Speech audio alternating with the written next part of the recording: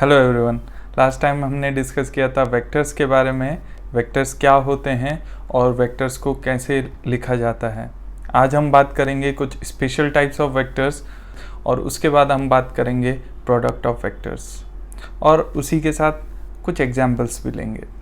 Okay, सो आज सबसे पहले बात करते हैं कुछ स्पेशल टाइप्स ऑफ वेक्टर्स। तो पहला टाइप है null vector. So null vector is a vector which has zero magnitude and it is represented by 0 with this vector. This is called, so it is magnitude 0. Okay, now जो null vector है उसकी property क्या होती है कि अगर उसे किसी भी वेक्टर्स के साथ ऐड किया जाए प्लस नल वेक्टर, सो हमें सेम वेक्टर मिल जाएगा। Okay, that is called null vector. Second है यूनिट वेक्टर। तो यूनिट वेक्टर क्या होता है? सो यूनिट वेक्टर हमने लास्ट टाइम भी डिस्कस किया था। The vector which has magnitude 1 is called unit vector, right. So ये कुछ important types of special types of vectors हैं। अब हम बात करते हैं product of vectors.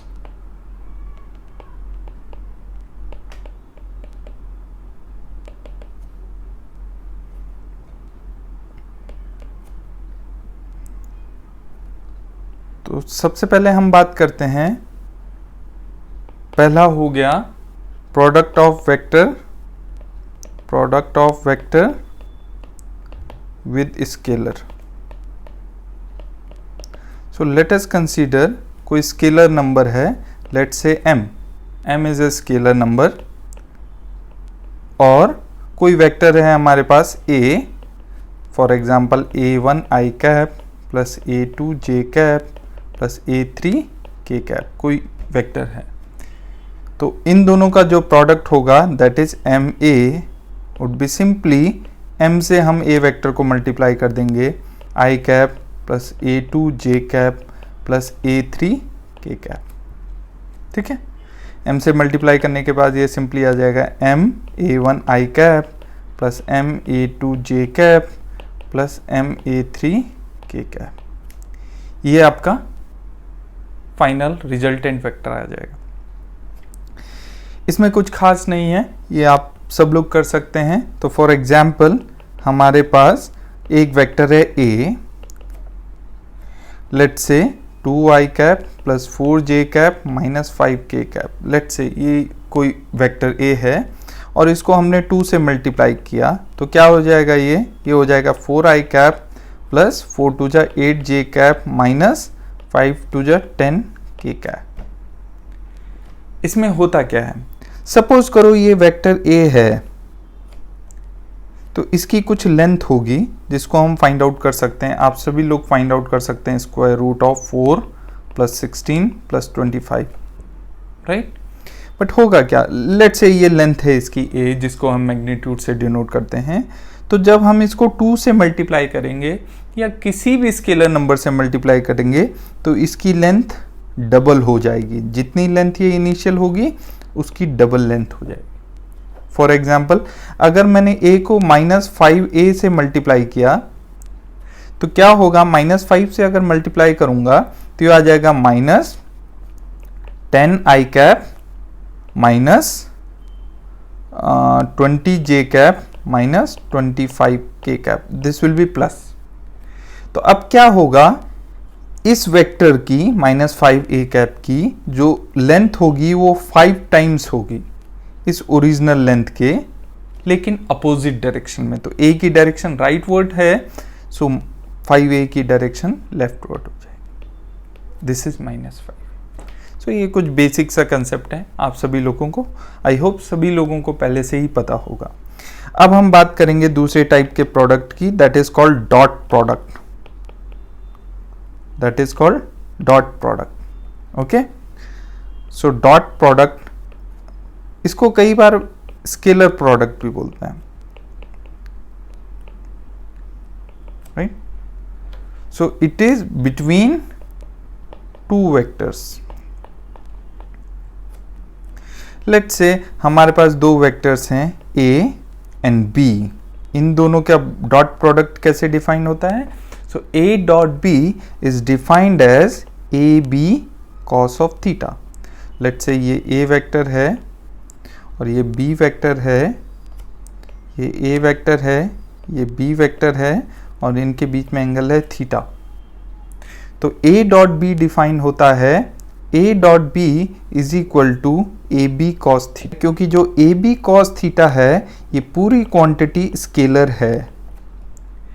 a is the magnitude of a, b is the magnitude of vector b and cos theta is cosine of the angle between a and b। a और b के बीच में जो एंगल है उसका cos theta.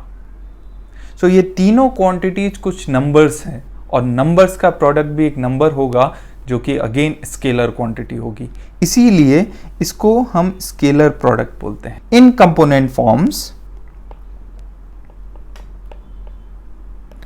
इन component form का क्या मतलब है कि अगर a की वैल्यू हमें ऐसे दे रखी है a x i cap plus a y j cap plus a z k cap, so these are the component.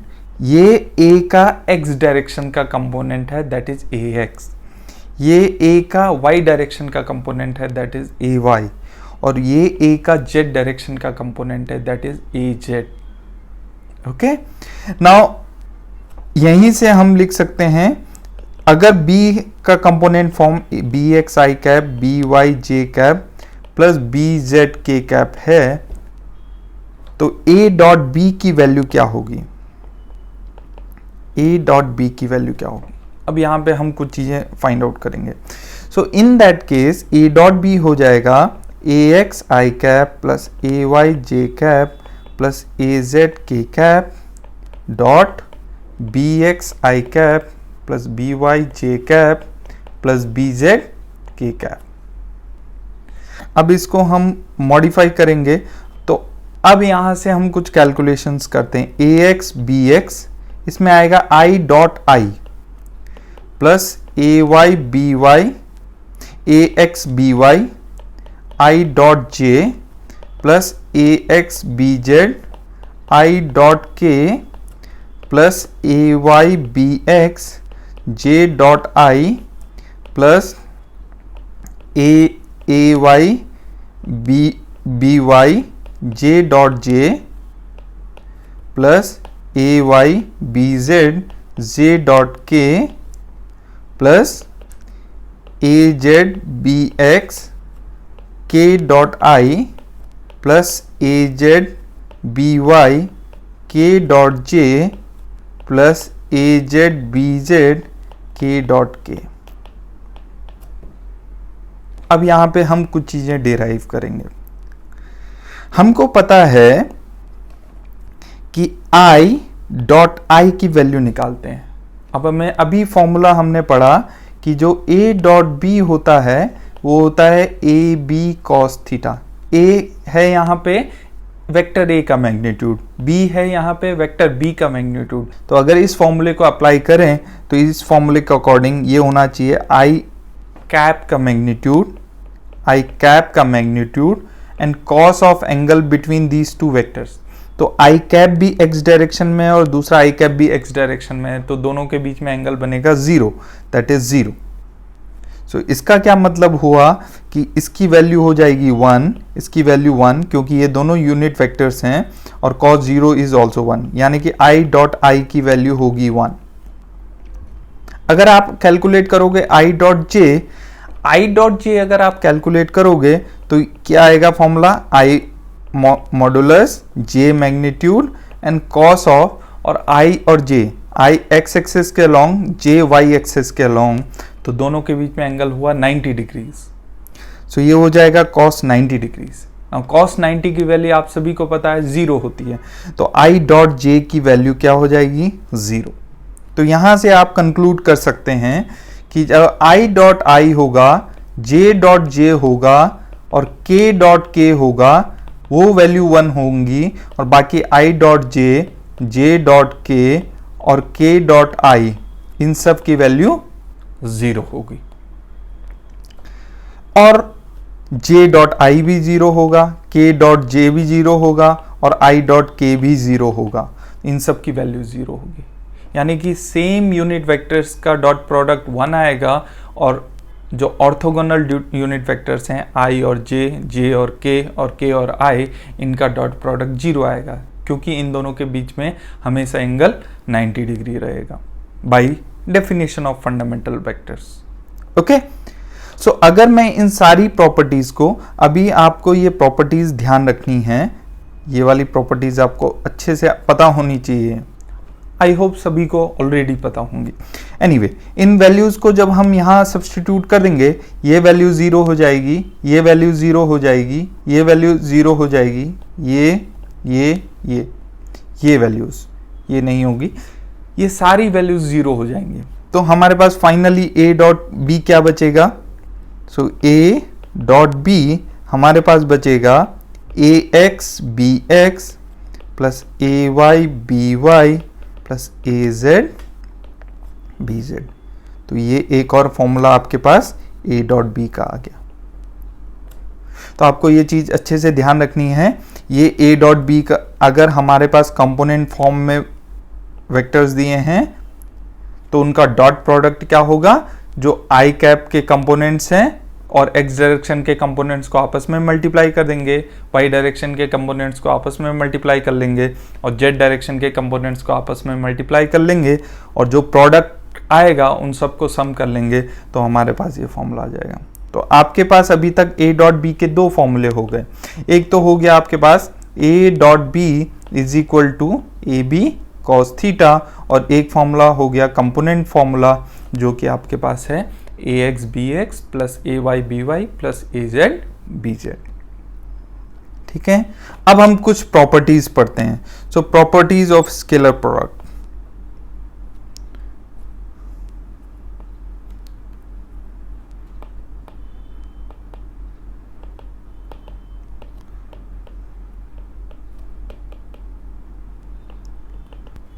First, if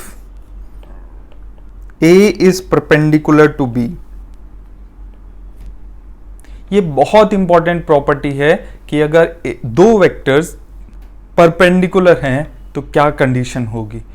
ये कंडीशन बहुत जगह काम आएगी, तो इसलिए आपको इसको अच्छे से ध्यान रखना है। सो A डॉट बी क्या होगा? A डॉट बी हमें पता है, A dot B is equal to होता है A B cos of theta, right. But given क्या है कि दोनों के बीच में एंगल कितना है? 90 डिग्री, यानी कि A is perpendicular to B। तो अगर कोई भी दो वेक्टर्स जो कि आपस में 90 डिग्री पे हैं, उन दोनों वेक्टर्स का जो डॉट प्रोडक्ट होगा उसकी वैल्यू कितनी होगी? 0 होगी, क्योंकि cos 90 कितना होता है? 0। सो ये फॉर्मूला आपको हमेशा ध्यान रखना है। Two vectors are perpendicular then their dot product is always 0। ठीक है, इस पे हम कोई एग्जांपल ले लेते हैं। एक एग्जांपल ले लेते हैं। For what value of x the following vectors are perpendicular to each other. हम दो वेक्टर्स ले लेते हैं। Let's say A vector is equal to 2i cap plus 4xj cap plus 3k cap and b is equal to हम ले लेते हैं i cap minus 3j cap. हमने ये वैल्यूज ले ली। अब हमें ये प्रूव करना है, हमें ये फाइंड आउट करना है कि x की किस वैल्यू के लिए ये दोनों वेक्टर्स परपेंडिकुलर है, राइट। तो इस तरीके की कई कंडीशंस होंगी जहां पे दो वेक्टर्स परपेंडिकुलर होंगे। आइदर हमें प्रूव करना होगा कि उनका डॉट प्रोडक्ट 0 होगा, या फिर हमें ये यूज करके, इस प्रॉपर्टी को यूज करके हमें, जैसे यहाँ पे अननोन है, उसकी वैल्यू फाइंड आउट करनी होगी। सो a डॉट बी हो जाएगा a dot B is equal to, अभी हमने कंपोनेंट फॉर्म में पढ़ा था। सो इसका x कंपोनेंट और इसका x कंपोनेंट मल्टीप्लाई कर देंगे जो कि 1 है। सो 2 इंटू 1 प्लस 4x इंटू -3 और यहाँ पे z कंपोनेंट 0 है, आप देख सकते हो, सो दैट इज 0। अब हमें पता है as 2 vectors are perpendicular to each other, इसका मतलब क्या है कि a डॉट बी की जो वैल्यू होगी वो 0 आनी चाहिए। a डॉट बी की हमारी क्या वैल्यू आई है, ये वैल्यू आई है, तो ये वैल्यू अगर 0 आनी चाहिए तो हम क्या लिख सकते हैं यहाँ पे 2 माइनस 12x, जो कि ये वैल्यू है, ये वैल्यू 0 होनी चाहिए। तो यहाँ से हम क्या लिख सकते हैं 12x इज इक्वल टू 2 और x is equal to 2/12, that is 1/6। तो x की वैल्यू जब 1/6 होगी तो ये दोनों वेक्टर्स आपस में परपेंडिकुलर होंगे। ठीक है, नेक्स्ट कंडीशन क्या है, नेक्स्ट प्रॉपर्टी क्या है? सो फर्स्ट प्रॉपर्टी हमने देख ली कि अगर दो वेक्टर्स परपेंडिकुलर हैं तो उनका डॉट प्रोडक्ट और स्केलर प्रोडक्ट 0 होगा। सेकंड प्रॉपर्टी क्या है? सेकंड प्रॉपर्टी है कि जो मैग्नीट्यूड है, अगर हम फाइंड आउट करें a डॉट a, किसी वेक्टर का उसी वेक्टर के साथ डॉट प्रोडक्ट करें तो हमें क्या मिलेगा? तो हम देख सकते हैं a और cos ऑफ, क्योंकि जो भी वेक्टर है उसका खुद के साथ डॉट प्रोडक्ट होने का मतलब है दोनों की डायरेक्शंस सेम होंगी, और सेम डायरेक्शन होने की वजह से दोनों के बीच में एंगल होगा 0 डिग्री, तो यहां पे आ जाएगा cos 0। सो हम क्या लिख सकते हैं, ये आ जाएगा a स्क्वायर। आपको ध्यान रखना है इस चीज को। So a dot a is equal to a square. Magnitude of any vector can be found using this formula. यहां से एक इंपॉर्टेंट प्रॉपर्टी निकल के आती है कि किसी भी वेक्टर का मैग्नीट्यूड हम इस फॉर्मूले से फाइंड आउट कर सकते हैं। इसका हम एक एग्जांपल करेंगे, उससे पहले हम एक कंडीशन देखते हैं। एक कंडीशन होती है normalization condition. Normalization condition normalization condition होती है that is vector magnitude having 1, यानी कि a की वैल्यू 1 होनी चाहिए। यानी कि अगर a की वैल्यू 1 होनी चाहिए तो हम इस कंडीशन को यूज कर सकते हैं। तो हम यहां से लिख सकते हैं a dot a is equal to 1, और यहां से हम लिख सकते हैं further a dot a is equal to 1। Okay, so ये हमारे पास नॉर्मलाइजेशन कंडीशंस है। ओके फाइन, यहां पे अभी हम एक एग्जांपल लेते हैं। Example, right, prove that magnitude of two vectors, magnitude of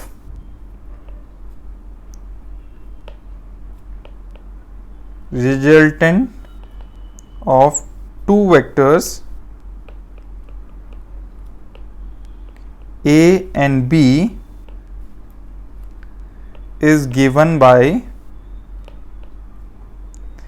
r is equal to under root a square plus b square plus 2ab cos theta, where theta is angle between vector a and vector b। हमें proof करना है कि vector a और b का जो resultant होगा उसका magnitude का फॉर्मूला ये होगा। आप सभी लोगों को पता है, क्लास 11-12 में हम इसको ट्राइंगल लॉ से प्रूफ करते थे, लेकिन यहाँ पे हम इस पर्टिकुलर कंडीशन से प्रूफ करेंगे, where magnitude can be written as square root of dot product of two same vectors. Okay, so how we will do this? So इसको करने के लिए हम क्या करेंगे, सबसे पहले if there are two vectors a and b inclined at angle theta, right, it is given to us, right? Now we can write it like this. So this is a vector, this is b vector, they are inclined at angle theta, so this is the direction of a, this is the direction of b, और इसका जो resultant होगा वो ये होगा, that is r. So r is a plus b, that we have already seen from the law of vector addition, right? So हमें क्या पता है कि जो रिजल्टेंट होगा, रिजल्टेंट लिखा जाएगा R is equal to A plus B, but हमें फाइंड आउट क्या करना है, मैग्नीट्यूड ऑफ R, राइट, और magnitude of resultant of A and B। यहां पे आप यूज करोगे ये वाली प्रॉपर्टी, ये जो अभी हमने देखी, किसी भी वेक्टर का मैग्नीट्यूड कैसे निकाल सकते हैं, हम इस फॉर्मूले को यूज करेंगे, magnitude of any vector is given by square root of a dot a। So यहां पे हम देखेंगे r, हमें r फाइंड आउट करना है, सो r की वैल्यू क्या हो जाएगी, r की वैल्यू हो जाएगी अंडर रूट, अगर उस फॉर्मूले को यूज करेंगे r डॉट r, तो हम यहां से r dot r find out कर लेंगे। सो r dot r is equal to, that will be a plus b dot a plus b। तो यहां से हम क्या लिख लेंगे, फर्दर हम लिख सकते हैं a dot a plus a dot b plus b dot a plus b dot b।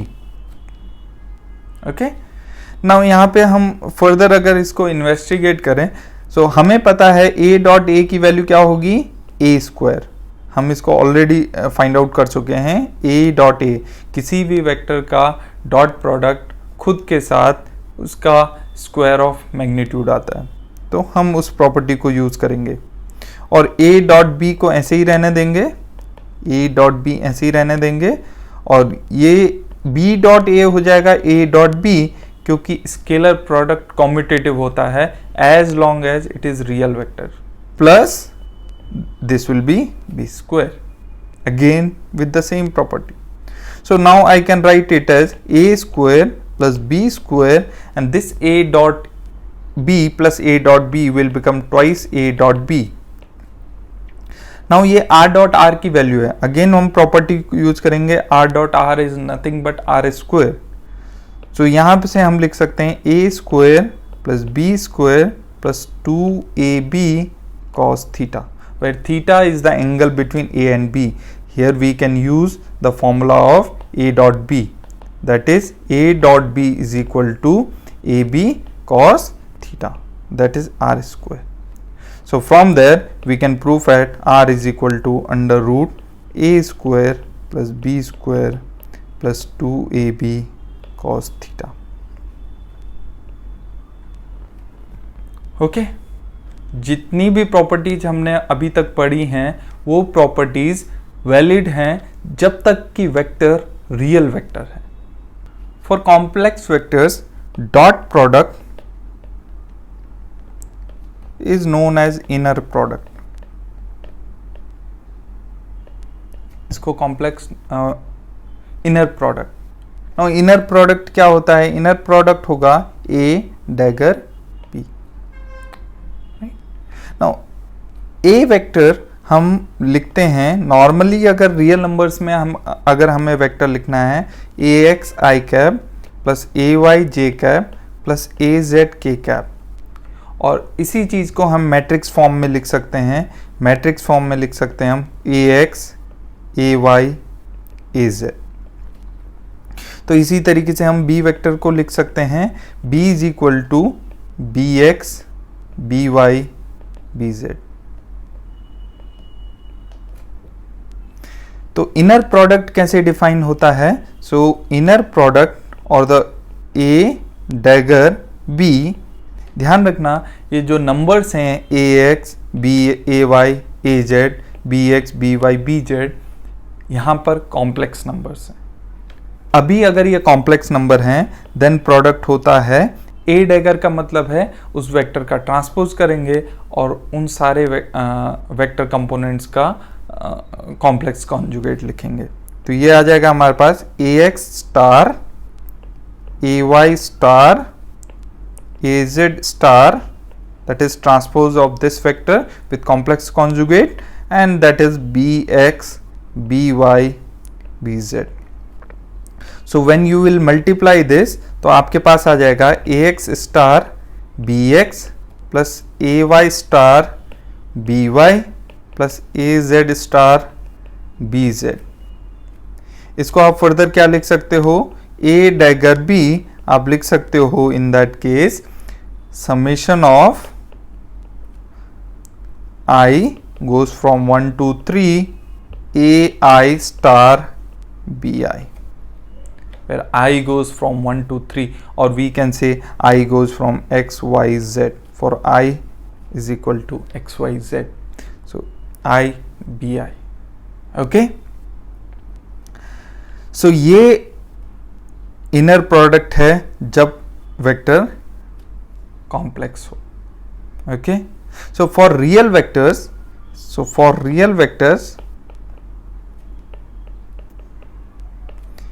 a star की जो वैल्यू होगी दैट इज ai स्टार की वैल्यू इज सिंपली ai। तो यहां पे हम क्या लिख सकते हैं, a dagger b that is simply a dot b, and वो कितना आएगा, वो आएगा ax bx plus ay by plus az bz, okay. Now एक बात हम यहां पे डिस्कस कर लें, जो ये कंडीशन होती है इसको हम कहते हैं orthogonality condition.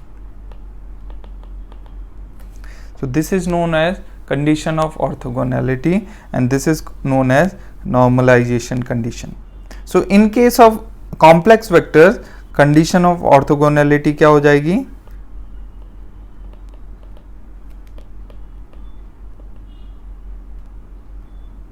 a dagger b is equal to 0, right? If two vectors are orthogonal then their inner product is 0, right? Second, normalization condition क्या होगी, नॉर्मलाइजेशन कंडीशन होगी a with itself, inner product with itself is 1, और ये दोनों properties हम broadly पढ़ेंगे quantum mechanics में, that we will discuss later. अब हम बात करेंगे application of dot product.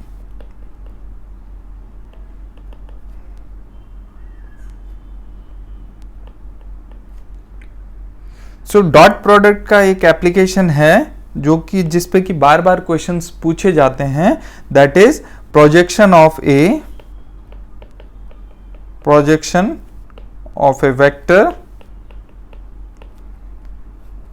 A on vector B. Let's say कोई वेक्टर है ए, ये बी वेक्टर है, और लेट्स से कोई वेक्टर है ए। तो इस वेक्टर a का b के ऊपर प्रोजेक्शन क्या होगा, तो प्रोजेक्शन हम कैसे फाइंड आउट करेंगे, हम a से परपेंडिकुलर डालेंगे b पे, और हम देखेंगे कि इतना जो सेक्शन आएगा that will is the projection, और ये वैल्यू कितनी होगी, आप सबको पता है ये वैल्यू होगी a cos theta, right.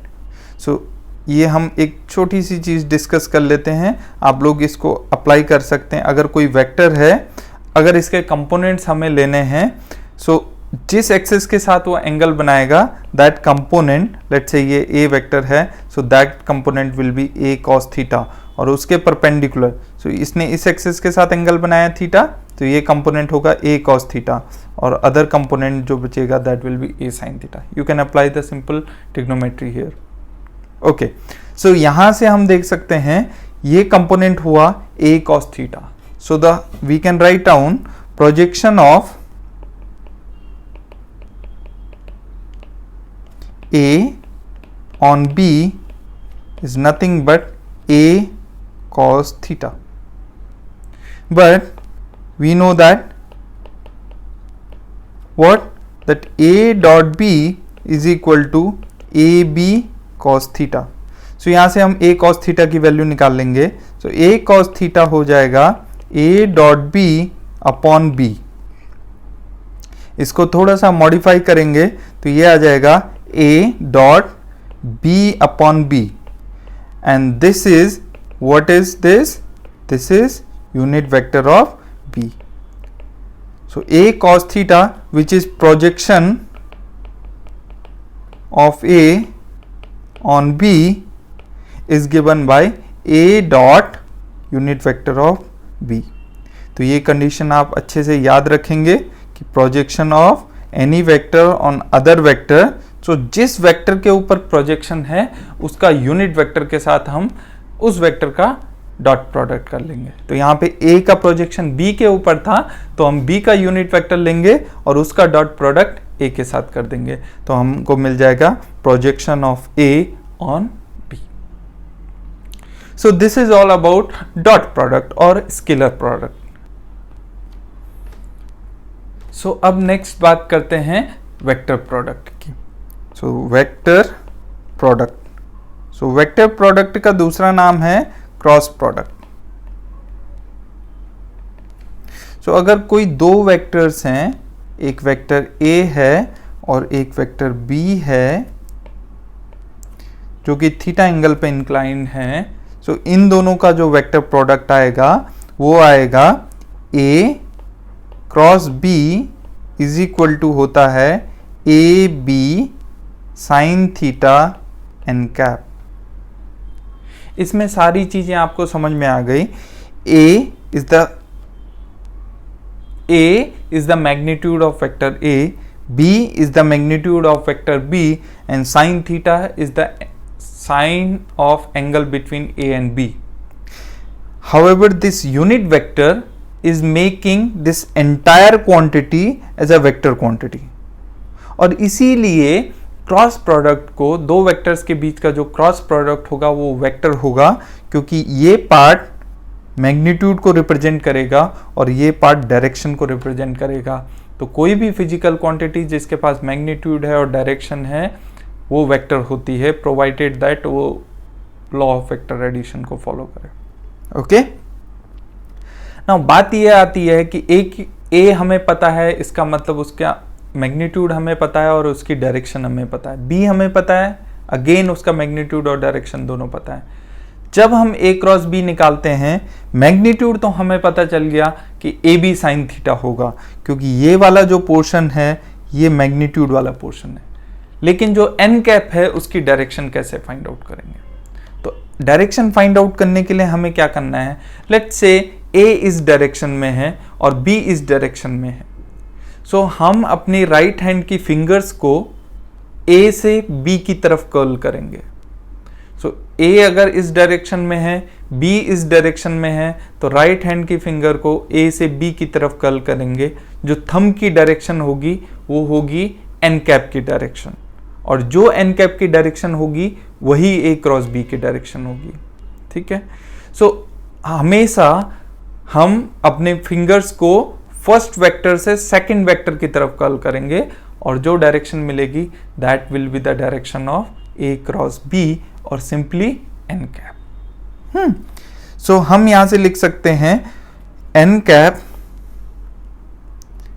Cap will always be perpendicular to A and B both.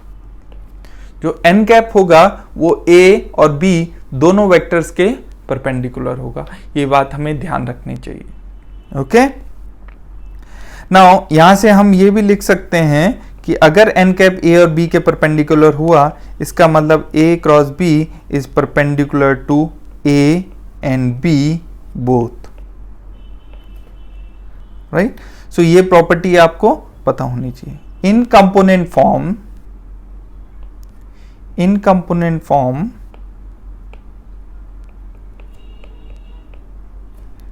Component form का मतलब है अगर a की वैल्यू हमें दी है ax i cap plus ay j cap plus az k cap और b की वैल्यू हमें गिवन है bx i cap plus by j cap plus bz k cap.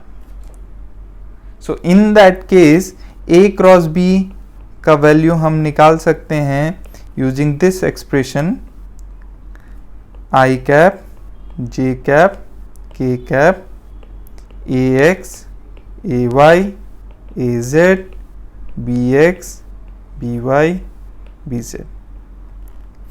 इस डिटर्मिनेंट को हम सॉल्व कर लेंगे और उसकी जो वैल्यू आएगी that will be our A cross B. Okay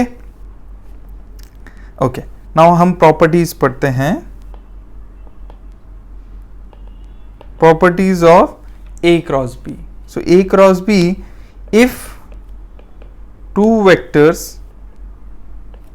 are parallel or anti-parallel. So in case if they are parallel, then theta is equal to 0 degree. If they are anti-parallel, then theta is equal to 180 degree. So 0 degree case में vectors कैसे दिखेंगे? ये एक vector है a vector और ये b vector है। So both are parallel to each other. दोनों की डायरेक्शन सेम है। However, in case of anti-parallel vectors, एक वेक्टर इस तरफ है और दूसरी वेक्टर इस तरफ है। So they are anti-parallel or the angle between them is 180 degree. In both cases, a cross b की वैल्यू अगर हम फाइंड आउट करें, a cross b हमें पता है a cross b होता है ab sin theta n cap, और थीटा की जगह चाहे हम 0 डिग्री रखें या 180 डिग्री रखें, साइन 0 डिग्री भी 0 होता है और साइन 180 डिग्री भी 0 होता है। दोनों वैल्यूज़ के केस में ये वैल्यू 0 आएगी, तो a क्रॉस b की जो वैल्यू होगी वो पैरेलल या एंटी पैरेलल के केस में 0 होगी। When a is parallel to b और a is anti parallel to b. In both the cases, these two values will be 0. Okay. So आज के लेक्चर के लिए इतना ही। नेक्स्ट लेक्चर में हम डिस्कस करेंगे कुछ एग्जाम्पल्स, इन प्रोडक्ट्स के रिलेटेड कुछ एग्जाम्पल्स को डिस्कस करेंगे